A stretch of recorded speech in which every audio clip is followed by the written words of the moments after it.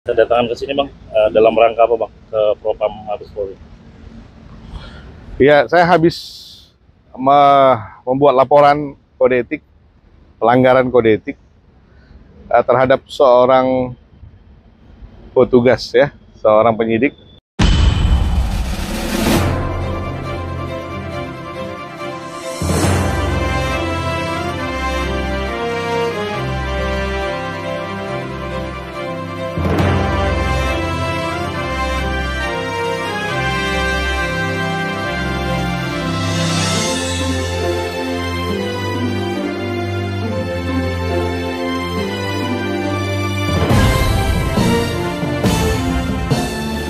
Kedatangan ke sini, Bang, dalam rangka apa, Bang? Ke Propam Mabes Polri. Ya, saya habis membuat laporan kode etik, pelanggaran kode etik terhadap seorang petugas, ya, seorang penyidik Polair di Polda Metro Jaya. Beliau menjabat sebagai Kasubdit Gakum Polair Polda Metro Jaya. Inisial nama beliau dari J, ya. Jadi saya sebagai kuasa hukum datang menghadiri Polair Polda Metro terkait dengan laporan dugaan tindak pidana penipuan dan penggelapan yang dilaporkan terhadap klien saya. Total nominal waktu itu 15 miliar. Tapi klien saya sudah bayar hampir 13 miliar. Jadi sisa tinggal kurang lebih 2 miliar. Itu ada selisih di antara mereka. Jadi mayoritas sudah dibayar, hanya tinggal kurang lebih 2 miliar saja. Jadi laporan masih dalam tahap sidik. Klien saya dipanggil karena alasan tidak bisa hadir. Klien saya mendadak, ada kepentingan harus keluar kota. Jadi saya datang sendiri. Begitu saya datang, ya Kanit dan Kasih di sana melayani saya dengan baik. Jadi tiba-tiba Kasubdit ini datang, Kasubdit Gakum, ya. Beliau datang langsung menyambut saya dengan tidak respect banget gitu. Jadi mana lawyernya, kata. Langsung dia jalan, dia terus ke sana. Saya dibawa Kanitnya masuk dalam satu ruangan. Lalu beliau bertanya, mana kliennya? Saya bilang di Surabaya, gue bilang. Apa yang bisa membuktikan klien Bapak di Surabaya? Jadi saya diintimidasi di ruangan itu oleh Kasubdit Gakum Polair Polda Metro. Sampai beliau berkata, Anda tidak boleh keluar dari ruangan ini sebelum memberitahu di mana klien Anda. Saya beracara dari mulai Polda Aceh sampai Polda Papua pernah. Saya tidak pernah ketemu seorang polisi yang berperilaku seperti itu. Saya rasa ini udah sangat tidak netral, ya, karena di dalam penyidikan penyidik harus bersikap netral, ya. Ini syarat utama. Ini bukan lagi netral, ini sudah sangat memihak kepada pelapor dan sangat tidak profesional sebagai seorang perwira menengah kepolisian. Dan boleh saya bilang, keadilan sudah beliau kebiri di dalam ruangan itu hari itu. Saya masih menjunjung tinggi profesi saya sebagai seorang lawyer, dan saya masih memandang beliau sebagai seorang polisi. Tapi perilaku beliau sebagai seorang perwira menengah luar biasa, sangat out. Respon terhadap laporan Abang di dalam gimana? Ya, mereka sepakat dengan yang saya sampaikan gitu. Oh, luar biasa, Bang. Ya, kita lihat bagaimana nanti apa prosesnya. Jadi ada indikasi memihak kepada terlapor, ya, Bang?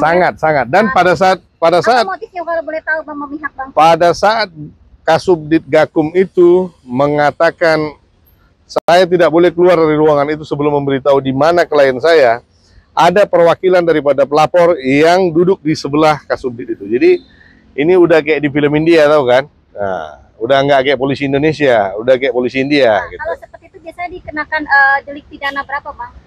Itu pelanggaran kode etik. Kode etik? Ya, itu undang-undangnya di luar dari kita. Jadi mereka yang hafal. Intinya itu sudah melanggar kode etik pada saat berperilaku seperti itu. Dan beliau juga sempat menyinggung ras saya. Ya. Jadi ya saya nggak pernah lah lihat polisi seperti ini di Indonesia, dan saya juga belum pernah diperlakukan seperti ini selama ini. ketika abang ditemukan seperti itu, bagaimana reaksi dan tanggapan abang saat abang tidak boleh keluar sebelum membuktikan apakah benar klien ada di Surabaya? Ya, saya rasa hak asasi saya sebagai seorang manusia diinjak-injak dong. Dan bagaimana? Saya merasa seperti tersekap di dalam ruangan kan. Nah, sementara bukan klien kita yang tidak bayar uang. Dari 15 miliar, hampir 13 miliar sudah dibayar.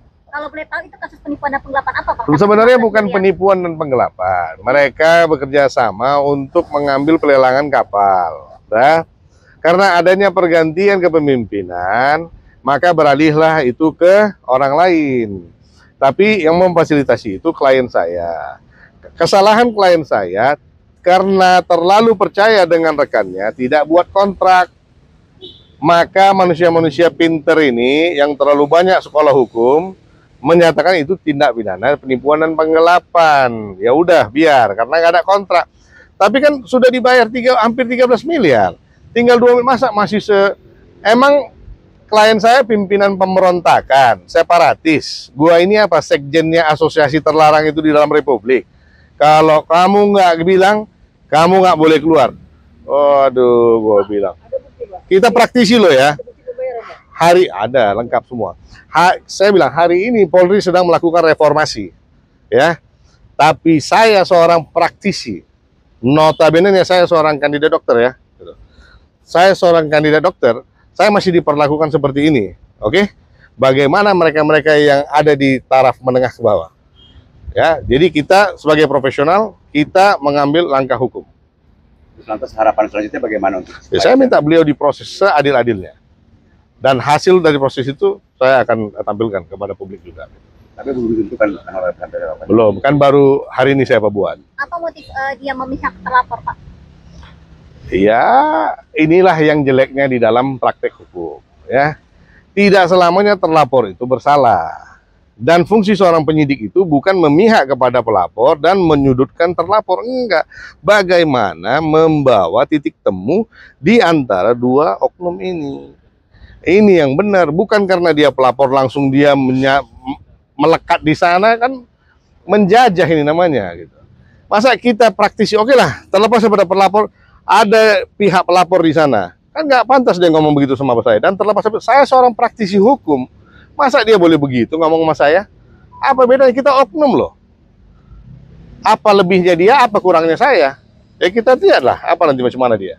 Kan saya bilang, hari ini sedang dilakukan reformasi di dalam Polri. Kalau memang benar itu reformasi Polri sedang berlaku, pecat itu manusia. Jangan copot ya, pecat. Tidak pantas itu manusia ada di dalam Polri. Gue bilang.